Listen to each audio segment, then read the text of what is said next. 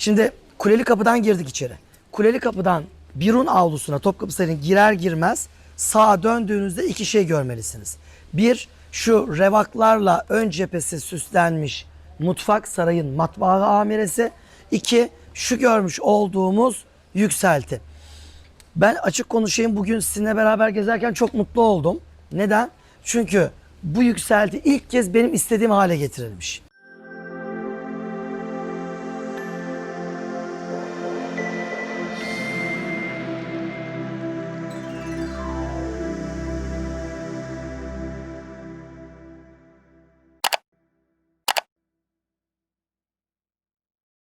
Şimdi Kuleli Kapı'dan girdik içeri. Kuleli Kapı'dan Birun avlusuna Topkapı Sarayı'na girer girmez sağa döndüğünüzde iki şey görmelisiniz. Bir, şu revaklarla ön cephesi süslenmiş mutfak sarayın matbaa amiresi. İki, şu görmüş olduğumuz yükselti. Ben açık konuşayım, bugün sizinle beraber gezerken çok mutlu oldum. Neden? Çünkü bu yükselti ilk kez benim istediğim hale getirilmiş. Şimdi yıllardır sarayı geziyorum. Bu yükseltinin üzerine genelde gül dikerler. Çalılar, şunlar, bunlar, yani hep yüksek bitki. Halbuki burası namazgah. Yani 3. Selim'in yaptırmış olduğu Topkapı Sarayı namazgahı. Namazgahta ne olur? Çim olur sadece. Yani başka bir şey olmaz. Şu gördüğünüz yer dekoratif anlamda köşelerine gene ufak bir çalımsı bir şeyler dikmişler ama bunun da olmaması gerekiyordu. Dümdüz namazgah. Nedir namaz? Hava güzel. Yağmur yağmıyor. Ezan okundu. Namaz kılacağız. Nerede kılalım? Burada. Açık namaz kılma yeri. Genelde yerden biraz yüksek yapılır. Sanat tarihinde biz buna mastaba diyoruz. Yerden biraz yüksek basamaklı bir birim.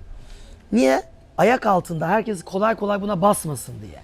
Bilmez adam yer seviyesinde oldu mu girer çıkar basar. Bunun temiz kalması lazımdır. Namazgahta ne olur? Bir, mihrap olur. Namazgahta mihrap olmazsa olmaz bir detaydır. Neden? Kıbleyi bilmek zorundayız. Namazgahlar köprülerin üzerinde olur. Namazgahlar yolların kenarında olur. Namazgahlar bir takım yaylalarda olur. Ben şu an Gazi Üniversitesi'nde sanat tarihinde Türkiye namazgahları konusunda tez hazırlayan bir kişiyim. Türkiye namazgahları. Türkiye'de ne kadar namazgah varsa tabii hepsini kayıt altına almak zor, köylere kadar inmiş. Geçen yüzyıla kadar hepsi ayaktaymış. Son bir yüzyılda biz maalesef bu namazgahları unutup ihmal etmişiz ve çoğu kaybolmuş. Bir kısmı hala ayakta. Bugün Türkiye'mizin en güzel namazgahı Gelibolu'dadır. Gelibolu kasabası var ya, ilçemiz Çanakkale'de. Onun sırtında Azepler namazgahı. Kesinlikle gitmelisiniz. Havanın güzel olduğu bir gün gidin, hatta orada bir namaz kılın yani. Seccade'niz serin. Osmanlı deniz askerleri yapmışlar. Mesela Bursa'nın Namazgah diye bir semti var. Semte adını veren namazgah sapasağlam duruyor. Mihrap var. Bu tarafında minber var. 7 basamaklı. Bu tarafında vaaz kürsüsü var. Hepsi duruyor o şekilde. Bursa namazgahı. Mesela Malatya, eski Malatya namazgahı. Minaresi de duruyor galiba. Kenarına minare bazen yaparlar. Mesela Kosova'da en güzellerden biri Kosova'dadır. Kosova Prizren namazgahı. Fatih Sultan Mehmet yaptırmış. Bu namazgahı 3. Selim yaptırmış. Ne var? Kıble taşı var. Şimdi ben size deseydim bu bir mezar, burada bir yatır var, o da mezar taşı desem inanırdınız. Bayağı mezar gibi duruyor. Çok uzunmuş boyu, 10 metre falan. Halbuki o bir kıble taşı, üzerine ne yazıyor? Küllema dahale aleyha zekeriyel mihrap yazıyor.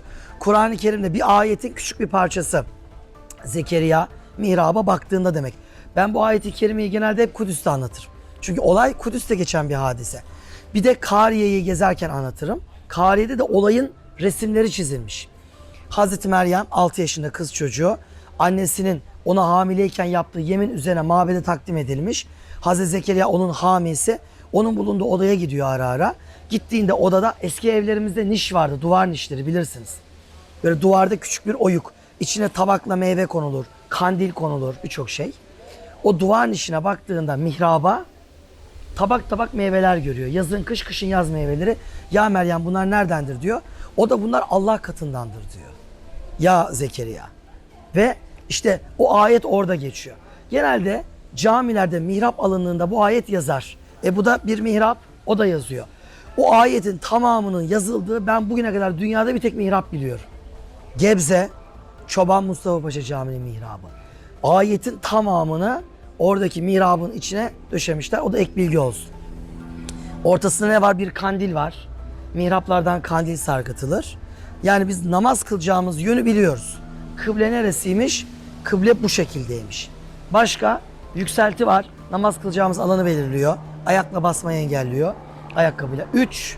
Bir de 2 tane ağaç var. Bu ağaçlar bu namazgah yapılırken 3. Selim tarafından diktirildi. 3. Selim demek 1790 demek. Demek ki bu ağaçlar kaç yaşında? 230 yaşında. Ortalama 230 yaşında bu ağaçlar. Bu çınar ağaçları. Ağaç niye dikilir? Gölge yapsın diye. Birçok namazgah, ben bugüne kadar yüzlerce namazgah görmüş biriyim. Hemen yarısına yakınında ağaç gördüm. Bir kısmında ağaçlar varmış, kaybolmuş. Kökleri kalmış ya da kesilmiş, kurumuş. Hiç unutmam, Adana Ceyhan'da Kurt Kulağı namazgahı vardır. Kurt Kulağı Kervansarayı.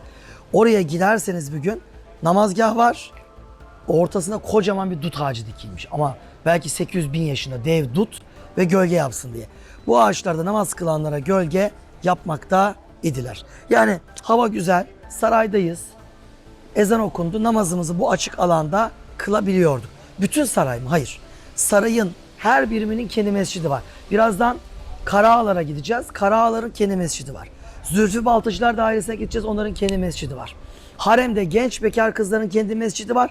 Padişah annesi ve hanımlarının kendi mescidi var. Onları göreceğiz mesela. Enderun'daki genç delikanlıların namaz kıldığı mescid ayrı. Enderun'da has oda talebelerinin padişahla namaz kıldığı mescid ayrı. Bugün hemen hepsini inşallah göreceğiz. Ama önce boğazlar meselesi. Olaya mutfakla başlıyoruz. Buyurun.